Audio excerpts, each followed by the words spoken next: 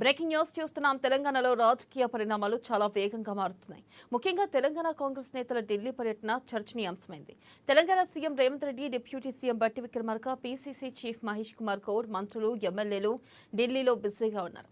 ఇక కేబినెట్ విస్తరణ, కులగణన, ఎస్సీ వర్గీకరణ వంటి పలు కీలక అంశాలపై ఏఐసీసీ పెద్దలతో సమావేశమవుతున్నారు. నేడు ఏఐసీసీ పెద్దలు పార్టీ చీఫ్ మల్లికార్జున ఖర్గే, రాహుల్ గాంధీతో సీఎం రేవంత్ సమావేశం కానున్నారు. ఈ భేటీలో కేబినెట్లోకి ఎవరెవరు చోటు సంపాదిస్తారన్న దానిపై స్పష్టత రానుంది.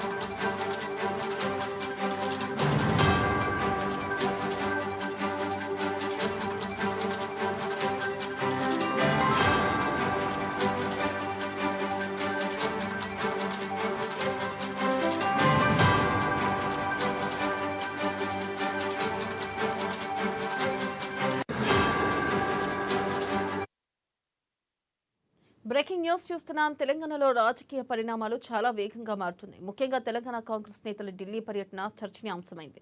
Telangana CM Revanth Reddy, deputy CM Bhatti Vikramarka, PCC chief Mahesh Kumar Goud, మంత్రులు, ఎమ్మెల్యేలు ఢిల్లీలో బిజీగా ఉన్నారు. ఇక కేబినెట్ విస్తరణ, కులగణన, ఎస్సీ వర్గీకరణ వంటి పలు కీలక అంశాలపై ఏఐసీసీ పెద్దలతో సమావేశమవుతారు. ఇక నేడు ఏఐసీసీ పెద్దలు పార్టీ చీఫ్ మల్లికార్జున ఖర్గే, రాహుల్ గాంధీతో సీఎం రేవంత్ సమావేశం కానున్నారు. ఇక ఈ భేటీలో కేబినెట్లో ఎవరెవరు చోటు సంపాదిస్తారన్న దానిపై స్పష్టత రానుంది. దీనిపై మరింత సమాచారాన్ని మా ప్రతినిధి రాంబాబు అందిస్తారు. రాంబాబు, ఇలా ముఖ్యమంత్రి రేవంత్ రెడ్డి, అదేవిధంగా మంత్రులు, పిసిసి అధ్యక్షుడు మహేష్ కుమార్ గౌడ్, ఏఐసిసి తెలంగాణ కాంగ్రెస్ వ్యవహారాల ఇన్ఛార్జి దీపాదాస్ మున్సి, ఇతర నేతలు, ఎమ్మెల్యేలు కూడా ఢిల్లీకి అయితే నిన్ననే బయలుదేరి వెళ్లారు. ఈ రోజు కూడా కొంతమంది ఆశావాహులు కేబినెట్ లో విస్తరణ కోసం తమ పేరు వాళ్ళు ప్రయత్నం చేసేటువంటి ఆశావాహులు కూడా ఇటు ఢిల్లీకి అయితే బయలుదేరి వెళ్లారు. కొంతమంది వెళ్తున్నారు. ఈ నేపథ్యంలోనే 2 రోజులు ఇవాళ రేపు 2 రోజులు ఢిల్లీలోనే ఈ నేతలు ఉండనున్నట్టు తెలుస్తా ఉన్నది. ఇప్పటికే ఇటు రాష్ట్ర ప్రభుత్వం తీసుకుంటున్నటువంటి అనేక సంక్షేమ పథకాలకు సంబంధించి, అదేవిధంగా గత 2-3 రోజుల నుండి కులగణన, అదేవిధంగా ఎస్సీ వర్గీకరణకు సంబంధించినటువంటి రాష్ట్రంలో ఒక ప్రతిష్టాత్మకంగా చేపట్టినటువంటి ఒక కీలకమైనటువంటి చారిత్రాత్మక నిర్ణయాలను కూడా కేంద్ర నాయకత్వం దృష్టికి తీసుకెళ్తున్నారు. కేంద్ర నాయకత్వంతో చర్చించి ఈ యొక్క అమలుకు సంబంధించినటువంటి అనేక సందర్భాల్లో ఎదురైనటువంటి ఆటుపోట్లు, వీటికి సంబంధించినటువంటి అంశాలను కూడా ఏఐసిసి పెద్దల దృష్టికి తీసుకురానున్నారు. మరొక వైపు కులగణనకు సంబంధించినటువంటి అంశంలో దేశవ్యాప్తంగా ఇటు రాహుల్ గాంధీ కూడా కులగణన చేపట్టాలని చెప్పేసి దేశవ్యాప్తంగా కూడా ఇటు అంశాన్ని లేవనెత్తున్నారు. అదేవిధంగా ప్రధానంగా ఇటు పార్లమెంట్ లో కూడా ఈ యొక్క కులగణనకు సంబంధించినటువంటి అంశం పైన రాహుల్ గాంధీ మాట్లాడినటువంటి పరిస్థితి ఉంది. కాబట్టి తెలంగాణ రోల్ మోడల్ గా ఈ యొక్క అంశాన్ని దేశవ్యాప్తంగా తీసుకుంటున్నటువంటి నేపథ్యంలో కులగణనకు సంబంధించినటువంటి అంశాన్ని కూడా అందులో ఏ విధంగా ముందుకెళ్లామని చెప్పి కూడా రాష్ట్ర ప్రభుత్వం తరపున ముఖ్యమంత్రి రేవంత్ రెడ్డి ఏఐసిసి నేతల దృష్టికి తీసుకెళ్లేటువంటి అవకాశం ఉంది.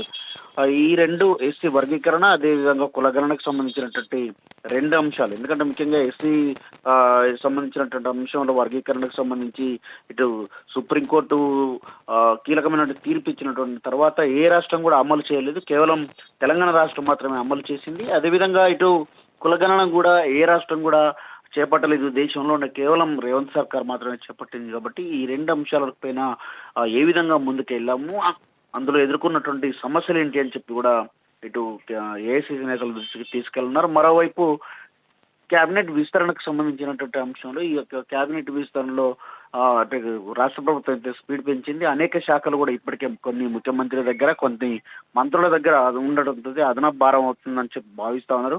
ఈ నేపథ్యంలోనే ఈ యొక్క ఆ సంవత్సరం పూర్తయినా కానీ ఇంకా ఇవి భర్తీ కాలేదు. కాబట్టి ఈ 6 కీలకమైనటువంటి మంత్రి పదవులు భర్తీ చేయాలని చెప్పేసి రాష్ట్ర ప్రభుత్వం భావిస్తున్నది. మరోవైపు స్థానిక సంస్థల ఎన్నికలు కూడా వస్తున్నాయి. కాబట్టి ఈ ఎన్నికల నేపథ్యంలో అంతకంటే ముందుగానే ఈ 6 మంత్రివర్గ